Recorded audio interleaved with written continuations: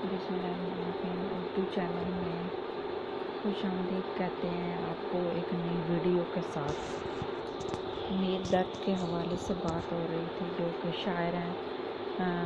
उनकी शायरी का जो एक नुमायाँ वस्फ़ है वो ये है कि वो सूफ़ी शायर है। उनके यहाँ सूफियाना शायरी है। अच्छा, छोटी छोटी बैरों में वो गज़लें कहते हैं, गोया तलवार की आबिदारी निश्तर में भर देते हैं। किसका फरमान है? मौलाना आज़ाद का ये है फरमान। उन्होंने कहा है उनकी शायरी की ये खूबी है कि उनकी शायरी बहुत अच्छी है, बहुत अच्छी गज़लें कहते हैं। दर्द के यहाँ क्या बाम वो मरबूत हैं,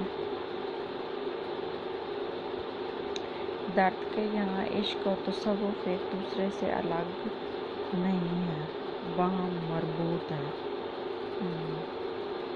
दर्द की शायरी में इश्क और तसव्वुर एक दूसरे से अलग नहीं है, बल्कि एक साथ है। दोनों चीज़ें एक साथ पाई जाती हैं। मीर दर्द के कलाम में कौन से अनासर मौजूद हैं? मजाजी अनासर मौजूद हैं। मीर दर्द का तारुफ किसने आब हयात में करवाया? मोहम्मद हुसैन आज़ाद ने करवाया है। मोहम्मद हुसैन आज़ाद की जो किताब है उसमें आब हयात में मोहम्मद हुसैन आज़ाद ने मीर दर्द का तारुफ करवाया है। दर्द का ताल्लुक़ सूफियों के किस गिरोह से था? जो कौल के साथ अमल को भी सामने रखते हैं, जो वो करते हैं उसको भी सामने रखते हैं।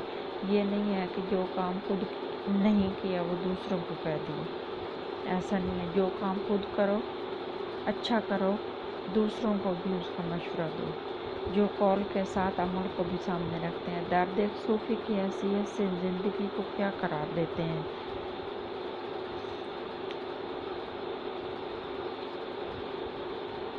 कैद और फरार।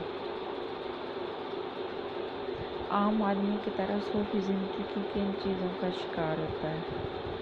तज़ाद का। बिल्कुल तज़ाद पाया जाता है उनकी ज़िंदगी में।